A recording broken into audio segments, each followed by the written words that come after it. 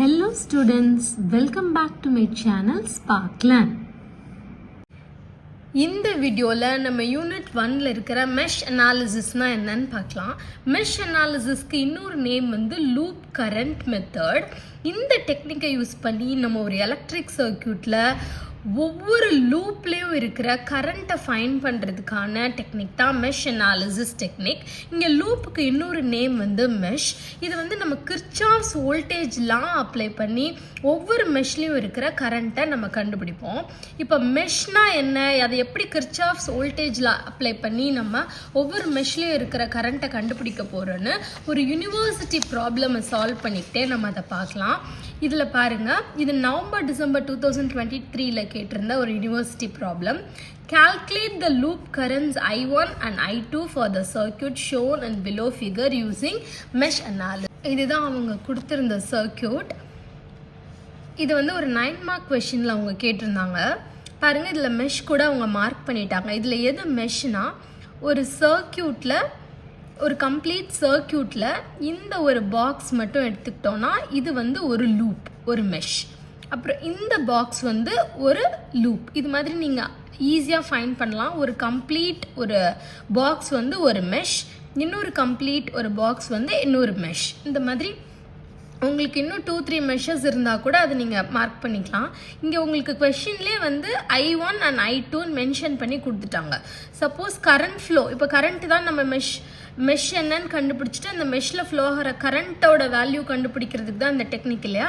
So இங்கே mesh கொடுக்கலனா கூட, இந்த கரண்ட் ஃப்ளோ டைரக்ஷனை கொடுக்கலனா கூட நீங்களாவே இதை வந்து கிளாக் வைஸ் டைரக்ஷனில் ஒவ்வொரு லூப்லேயும் கிளாக் வைஸ் டைரக்ஷனில் நீங்கள் மார்க் பண்ணிக்கலாம்.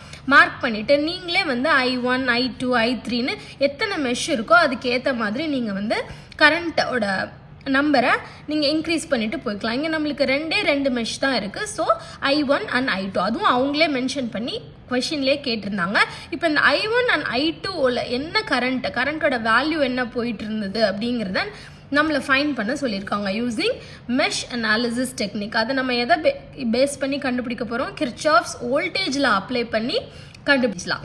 இந்த ப்ராப்ளமில் பாருங்கள், யூஸிங் மெஷ் அனாலிசிஸ்ன்னு கேட்டிருந்தாலும் இந்த ப்ராப்ளமை நம்ம மெஷ் அனாலிசிஸ் பேஸ் பண்ணி ஃபாலோ பண்ணணும். அதே மாதிரி லூப் கரண்ட் மெத்தட் அப்படின்னு கேட்டிருந்தாலும் நீங்கள் வந்து மெஷ் அனாலிசிஸ் டெக்னிக்கை யூஸ் பண்ணி இந்த ப்ராப்ளமை நீங்கள் சால்வ் பண்ணணும். ஏன்னா மெஷ் அனாலிசிஸ்க்கு இன்னொரு நேம் வந்து லூப் கரண்ட் மெத்தட் இல்லையா. ஸோ நீங்கள் லூப் கரண்ட் மெத்தடுன்னு கேட்டிருந்தாலும் மெஷ் அனாலிசிஸ்ன்னு கேட்டிருந்தாலும் இதை மெஷ் அனாலிசிஸ் மெத்தடில் நீங்கள் சால்வ் பண்ணணும். ஓகேவா?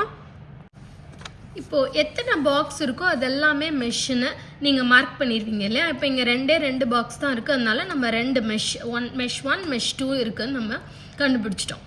இப்போது இதில் நெக்ஸ்ட் ஸ்டெப் வந்து ரெசிஸ்டாரில் வந்து எந்த ஒரு சிம்பிளும் இருக்காது. அதை நம்ம தான் மார்க் பண்ண போகிறோம். எப்பயுமே பாசிட்டிவ் நெகட்டிவ் அந்த மாதிரி. இப்போ கரண்ட் ஃப்ளோ டைரக்ஷனும் கிளாக் வைஸ் டைரக்ஷனில் அவங்களே கொடுத்துருந்தாங்க. சப்போஸ் கொடுக்கலனாலும் நான் என்ன சொன்னேன் உங்களுக்கு, நீங்களே கிளாக் வைஸ் டைரக்ஷனில் மார்க் பண்ணிடுங்கன்னு சொல்லிட்டேன். ஸோ இந்த சிம்பிள் ரொம்ப முக்கியம். அதை பேஸ் பண்ணி தான் நம்ம வந்து ப்ராப்ளம் சால்வ் பண்ணும்போது உங்களுக்கு என்ன சிம்பிள் அதில் மார்க் பண்ணணுங்கிறத அது பேஸ் பண்ணி தான் இருக்கும். ஸோ அதை நீங்கள் ஃபஸ்ட்டு பேட்ரி வந்து ப்ராப்ளம் இல்லை, அந்த கொஷின்லேயே இருக்கும். ஆனால் ரெசிஸ்டாரில் வந்து சிம்பிள் எப்பயுமே பாசிட்டிவ்லேருந்து ஆரம்பிங்க. பாசிட்டிவ் நெகட்டிவ், அதோட ஸ்டார்டிங் வந்து பாசிட்டிவ், எண்டிங் வந்து நெகட்டிவ். அதே மாதிரி இந்த ரெசிஸ்டாருக்கு பாசிட்டிவ் நெகட்டிவ். இந்த மெஷ்ஷில் அவ்வளோதான் இருக்கு இல்லையா, வேறு எதுவும் இல்லை. ஒரு பேட்ரி இருக்குது, 2 ரெசிஸ்டார் இருக்குது. ஓகேவா? இப்போ இந்த மெஷ்ஷுக்கு நம்ம ஈக்குவேஷன்ஸ் எழுத போகிறோம். மெஷ் 1, இப்போ நம்ம மெஷ் 1க்கு ஈக்குவேஷன் எழுத போகிறோம். ஸோ கரண்ட் ஃப்ளோ டைரக்ஷனை பாருங்கள். கரண்ட் வந்து நெகட்டிவில் என்டர் ஆகும்போது நீங்கள் வந்து அதை பாசிட்டிவாக ஆரம்பிக்கணும். நெகட்டிவில் என்டர் ஆகும்போது அந்த நம்பரை வந்து நீங்கள் பாசிட்டிவாக ஆரம்பிக்கணும். ஆனால் கரண்ட் வந்து பாசிட்டிவில் என்டர் ஆகும்போது நீங்கள் அதை நெகட்டிவாக ஆரம்பிக்கணும். நல்லா ஞாபகம் வச்சுக்கோங்க, ஆப்போசிட்டாக ஆரம்பிக்கணும். கரண்ட் வந்து நெகட்டிவில் என்டர் ஆகுதுன்னா அதை வந்து நீங்கள் பாசிட்டிவாக ஆரம்பிங்க. கரண்ட் வந்து பாசிட்டிவில் என்டர் ஆகுதுன்னா அதை வந்து நீங்கள் நெகட்டிவாக ஆரம்பிங்க. அது ஈக்குவேஷன் எழுதும்போது உங்களுக்கு இன்னும் கிளியராக சொல்கிறேன். பாருங்கள், கரண்ட் வந்து இங்கே நெகட்டிவில் என்டர் ஆகுது இல்லையா. ஸோ நெகட்டிவை போய் டச் பண்ணுது இல்லையா. ஸோ 2 வோல்ட்டை வந்து நம்ம பாசிட்டிவாக எழுதியிருக்கோம். இப்போது இந்த ரெசிஸ்டாரை பாருங்கள், இது வந்து பாசிட்டிவ்ல போய் இந்த கரண்ட் இப்படி தானே சுற்றி வருது. அப்போ பாசிட்டிவ்ல போய் ரீச் ஆகுது இல்லையா? அப்போ நம்ம இதை எப்படி எழுதிடுவோம்? -1I1. இப்போ இந்த ரெசிஸ்டாரில் I1ங்கிற கரண்ட் மட்டும்தான் ஃப்ளோ ஆகுது இல்லையா? 2 வோல்ட் -1I1. இப்போ அதே மாதிரி இங்கேயும் பாசிட்டிவ்ல என்டர் ஆகுது. ஸோ பாசிட்டிவ்ல என்டர் ஆனால் நீங்கள் சிம்பிள் என்ன போட்டுருவீங்க? நெகட்டிவ் சிம்பிள் போட்டுருவீங்க. -2 ரெசிஸ்டார் வந்து 2. இங்கே இன்னொன்று கவனிக்க வேண்டியது, இது காமனாக இருக்குது. இது எப்படி காமனாக இருக்குது? I1ங்கிற மெஷ்ஷுக்கும் I2ங்கிற மெஷ்ஷுக்கும் காமனாக சென்டரில் இருக்குது. அப்போ அதோட டிஃப்ரென்ஸை தான் நீங்கள் எழுத முடியும். I1 - I2 = 0. இங்கே இந்த சைடு எந்த காமனாக எதுவும் இல்லாமல் இந்த 2 ohm இங்கே இருந்துச்சுன்னா நீங்கள் மறுபடியும் 2I1 எழுதலாம். ஆனால் இது சென்டரில் I1க்கும் I2க்கும் சென்டரில் இருக்கிறதுனால நீங்கள் எப்படி எழுதுறீங்க? -2I1 - I2 = 0. அவ்வளோதான். ரொம்ப சிம்பிள். கரண்ட்டோட டைரக்ஷனை வச்சு சிம்பிளை வந்து நீங்கள் கரெக்டாக போட்டுட்டீங்கன்னா உங்களுக்கு அந்த ஈக்குவேஷன் கிளியராக எழுதிட்டிங்கன்னா அதுக்கப்புறம் நம்ம ஈஸியாக சால்வ் பண்ணிடலாம். 2 வோல்ட் -1I1 -2I1 - I2 = 0. இதை நம்ம எப்படி எழுதிடலாம்? இன்னும் சிம்பிளிஃபை பண்ணிடலாம். 2 -I1 -2I1 minus into minus plus உள்ளே கொண்டு போய் மல்டிப்ளை பண்ணிடுங்க. +2I2 = 0. இப்போ I1 எல்லாம் நம்ம ஆட் பண்ணிட்டோம். 2 -3I1 +2I2 = 0. இந்த கான்ஸ்டன்ட் எந்த பக்கம் கொண்டு வந்துருங்க? -3I1 +2I2 = -2. இது வந்து ஈக்குவேஷன் நம்பர் 1. ஓகேவா? இப்போ மெஷ் 2 எங்கே இருக்குது? இந்த சைடு இருக்குது. இப்போது இங்கே பாருங்கள், இதில் வந்து பேட்ரியில் கரண்ட்டோட டைரக்ஷன் எப்படி இருக்குது? இந்த மாதிரி இருக்குது. கரண்ட்டோட டைரக்ஷன் அல்ல, நம்மளுக்கு பேட்டரியில் மட்டும்தான் நம்மளுக்கு சிம்பிள் தெரியும் ப்ளஸ் மைனஸ்னு. அப்போது ரெசிஸ்டாருக்கு நம்ம எழுதணும். அப்போ தான் நம்ம அங்கே ஈக்குவேஷனில் சிம்பிள் போட முடியும். எழுதிடலாமா? எப்படி ஸ்டார்ட் பண்ணுவோம்?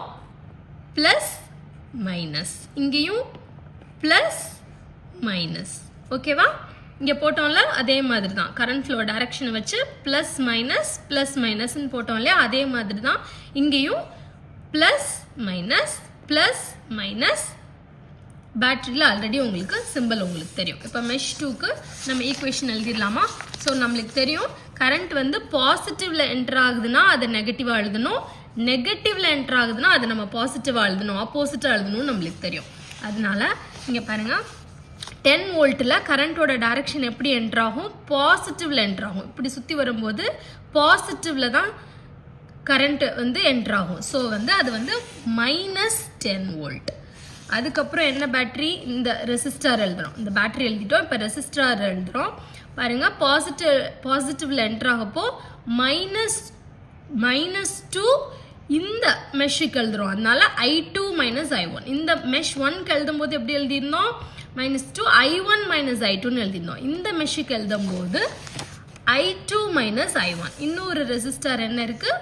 ஒரு 1 ohm ரெசிஸ்டார் இருக்குது. அதுக்கு வந்து -1I2. கரண்ட்டோட டைரக்ஷன் பாசிட்டிவ்ல என்டர் ஆகிறதுனால -1I2. அவ்வளோதான்.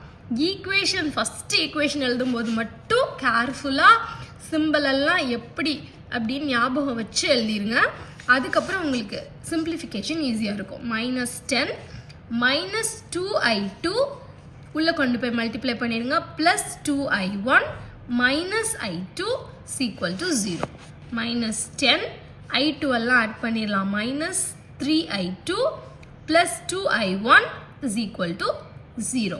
ஸோ நம்மளுக்கு என்ன கிடச்சிடும்? 2I1 -3I2, 10 அந்த பக்கம் கான்ஸ்டன்ட் அந்த பக்கம் கொண்டு போயிடுங்க, = 10. இது வந்து செகண்ட் ஈக்குவேஷன் நம்பர் 2. இப்போ நம்மளுக்கு ரெண்டு ஈக்குவேஷன் கிடச்சிருக்கு. -3I1 +2I2 = -2 equation number 1. 2I1 -3I2 = 10 equation number 2. இதை நம்ம கிராமர்ஸ் ரூல் யூஸ் பண்ணி I1 I2ஓட வேல்யூ என்னன்னு கண்டுபிடிக்க போகிறோம். நீங்கள் இதை கிராமர்ஸ் ரூல் யூஸ் பண்ணாமல் கால்குலேட்டர்லேயும் இதை நீங்கள் இந்த ரெண்டு ஈக்குவேஷனையும் சால்வ் பண்ணி ஈஸியாக I1 and I2 கண்டுபிடிக்கலாம். எக்ஸாம்லேயுமே ஸ்பெசிஃபிக்காக கிராமர்ஸ் ரூல்னு கேட்டால் பண்ணுங்கள். இல்லைனாலும் ரெண்டு ஈக்குவேஷன் கேட்டிருந்தாங்கன்னா கிராமர்ஸ் ரூல் யூஸ் பண்ணுறதும் ஈஸி தான். இப்போ வந்து நான் உங்களுக்கு கிராமர்ஸ் ரூல் யூஸ் பண்ணி சால்வ் பண்ணி காட்ட போகிறேன்.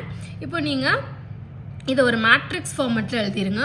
-3 2 -3 2 இந்த ஈக்குவேஷனில் I1 and I2 என்னது 2 -3 2 -3 I1 I2 தனியாக எடுத்து எழுதிட்டு கான்ஸ்டன்ஸ் வந்து -2 10 இல்லையா?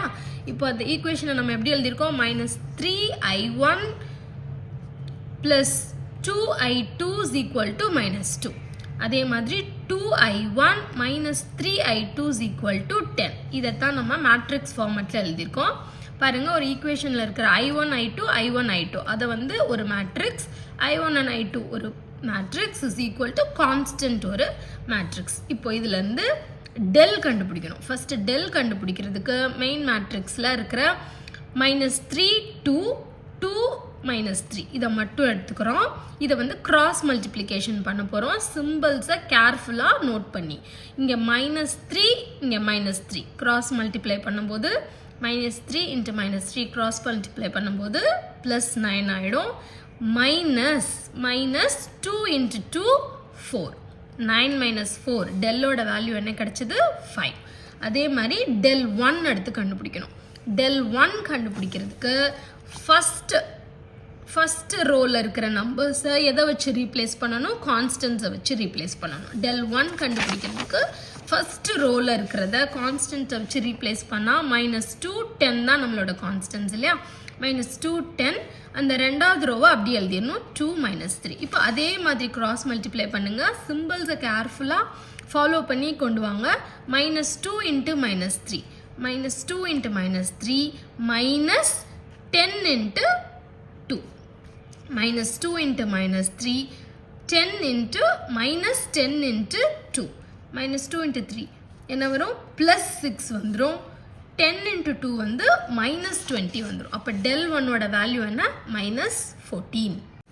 அதே மாதிரி del 2 கண்டுபிடிக்கிறதுக்கு ஃபஸ்ட்டு ரோவை அதே மாதிரி வச்சுட்டு செகண்ட் ரோவை மட்டும் நம்ம கான்ஸ்டன்ஸால் ரீப்ளேஸ் பண்ணணும். நம்மளுக்கு என்னன்னு தெரியும்? கான்ஸ்டன்ட் வந்து -2ம் 10ம் -3 -2 அந்த ரோவை அப்படியே வச்சுக்கிட்டு செகண்ட் ரோவை -2 10 வச்சு ரீப்ளேஸ் பண்ணிங்கன்னா அதே மாதிரி கிராஸ் மல்டிப்ளை பண்ணுங்க. -3 × 10 -3 × 10 மைனஸ் இந்த சிம்பிள்ஸை கரெக்டாக நோட் பண்ணிட்டு வாங்க. -2 × 2 -2 × 2 -3 × 10 என்னது? -30 மைனஸ் அப்படியே இருக்கு. -2 × 2 என்னது? -4. ஓகே, அப்போ -30 - ப்ளஸ் ஆகிடும். -30 + 4. அப்போ del 2ஓட வேல்யூ என்ன? 26. இப்போ நம்ம என்ன கண்டுபிடிச்சோம்? கிராமர்ஸ் ரூல் யூஸ் பண்ணி del 1 del 2 மூணு வேல்யூவும் கண்டுபிடிச்சோம். எதுக்காக கண்டுபிடிச்சோம்? கரண்ட் I1ஓட ஃபார்முலா என்ன? del 1 / del. I1ஓட ஃபார்முலா என்ன? del 1 / del. del 1 என்ன கண்டுபிடிச்சோம்? -14. del வந்து 5. ஸோ I1ஓட வேல்யூ -2.8 ஆம்பியர். அதே மாதிரி I2ஓட ஃபார்முலா என்ன? del 2 / del. del 2 என்ன கண்டுபிடிச்சிருந்தோம்? 26. del -26 del வந்து 5. ஸோ I2ஓட வேல்யூ என்ன? -5.2 ampere. So finally the answer என்னன்னா I1 and I2ஓட ஆன்சர் என்னன்னா -2.8 ஆம்பியர். I2 வந்து -5.2 ஆம்பியர். ஸோ கொஷினில் நம்மளுக்கு என்ன கேட்டிருந்தாங்க? அந்த லூப் I1 and I2ல ஃப்ளோ ஆகிற கரண்ட்டோட வேல்யூ, I1ஓட வேல்யூ அண்ட் I2ஓட வேல்யூவை மெஷ் அனாலிசிஸ் யூஸ் பண்ணி ஃபைண்ட் பண்ணுங்கன்னு சொல்லி. ஸோ மெஷ் அனாலிசிஸ் யூஸ் பண்ணி நம்ம I1 and I2ஓட வேல்யூ கண்டுபிடிச்சிட்டோம். Thank you students. See you on next video. Subscribe my channel for more videos.